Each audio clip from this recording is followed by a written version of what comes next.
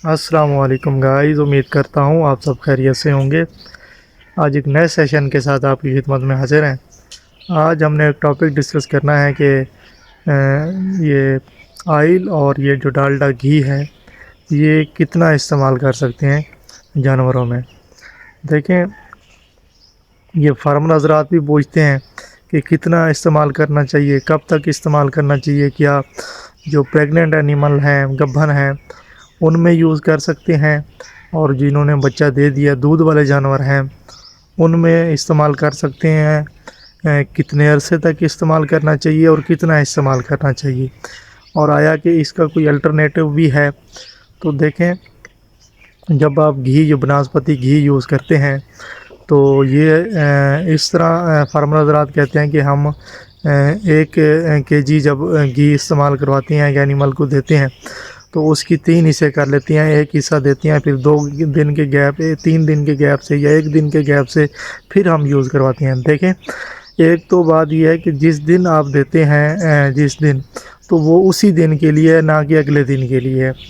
बाकी आयल, इसी तरह आयल का सिनेरियो होता है। कहते हैं कि हम 1 लीटर तक लेके आते हैं, तो उसको 4 खुराकों में डिवाइड करके इस तरह 1 दिन के, 2 दिन के गैप से दूसरी खुराक देते हैं, फिर तीसरी, इस तरह चौथी खुराक देते हैं। लेकिन जिस दिन आप जो खुराक देते हैं वो उसी दिन के लिए है, तो आपको ये कंटिन्यूस यूज़ करना चाहिए। इसकी डोज़ ये है कि आप 200 से 300 ग्राम आप यूज़ कर सकते हैं, और जो कम दूध वाली हैं उसमें 50 से 100 ग्राम यूज़ कर सकती हैं। जो ज़्यादा दूध वाली हैं उसमें 200 ग्राम तक यूज़ करें, और 200 ml तक जो ऑयल है वो यूज़ करें। लेकिन बात यह है कि अगर आप मुसलसल यूज़ करते हैं तो इसके नुकसानात की तरफ अब मैं आ रहा हूँ। फ़ायदे ये हैं कि आप ये देंगे तो जो मक्खन मलाई है दूध की वो बढ़ेगी, और जो दूध की फ़ैट कंटेंट हैं दूध के वो बढ़ेंगे, और जो मलाई है दूध की वो भी बढ़ेगी।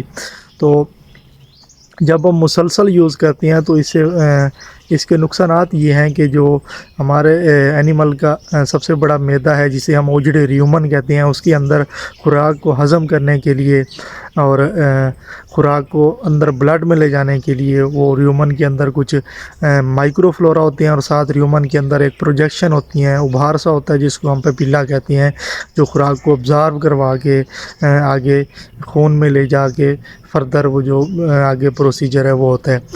तो जब हम ये घी देते हैं या ऑयल देते हैं, तो ये जाके जो वो र्यूमन है वहाँ पे एक लेयर सी बना लेता है, एक तह सी बना लेता है, एक परत सी बना लेता है।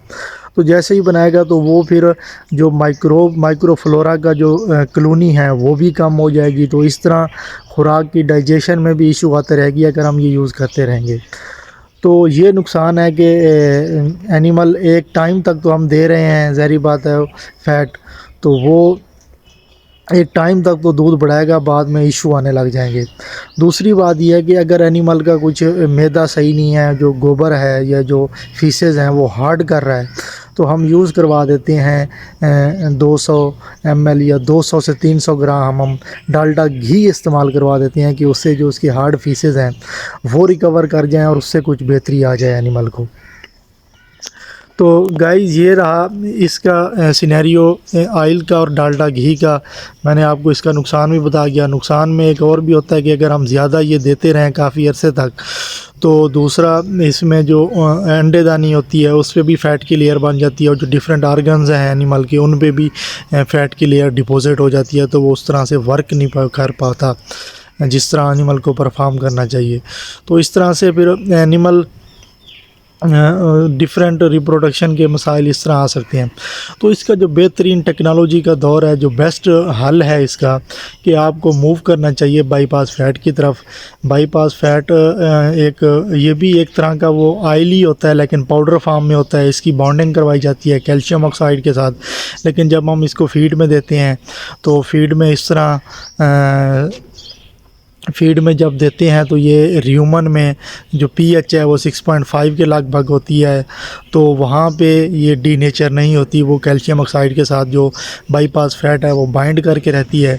लेकिन जब ये अब ओमेज़म में जाती है तो वहाँ पे जो पीएच है वो 2.5 या 2.3 के लगभग होती है, तो वहाँ एसिडिक इन्वायरमेंट होती है, तो वहाँ पे जाके इसकी डाइजेशन शुरू हो जाती है और ये सारी की सारी ब्लड में अब्ज़ॉर्ब हो जाती है। तो वहाँ पे ये इसके वेस्टेज का चांस भी नहीं होता।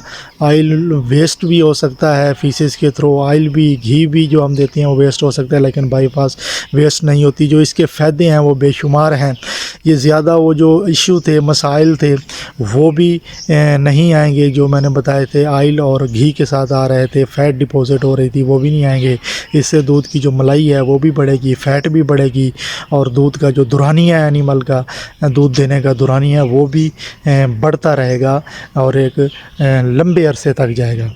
तो दूसरा, अगर हम इसको हम ये 10 से 15 ग्राम या 20 ग्राम हम देते हैं पर केजी के हिसाब से, अगर 1 किलो दूध दे रहा है जानवर। लेकिन अगर हम देखें रोज़ाना फीड में हम 100 ग्राम से 150 ग्राम हम फीड में बाईपास फैट दें तो ये बिल्कुल सेफ़ है और एनिमल की प्रोडक्शन के लिए बहुत अच्छी है। जो हाई प्रोडक्शन के एनिमल हैं, ज़्यादा दूध देते हैं, उनमें ये यूज़ करें। बाकी जो हम वो घी या ऑयल थे, वो उसमें मसला ये भी होता है कि मैंने आपको पहले बताया। दूसरा, अगर हम ओरली पिलाते हैं तो उससे ड्रेंचिंग पे ख़तरात भी होती हैं। तो इस तरह से फिर हम वो वाला जो रूट है वो अवॉइड करते हैं। इस तरह आप यूज़ करें तो इंशाल्लाह आपके जो एनिमल हैं उनकी परफॉर्मेंस, उनकी ग्रोथ बहुत अच्छी रहेगी।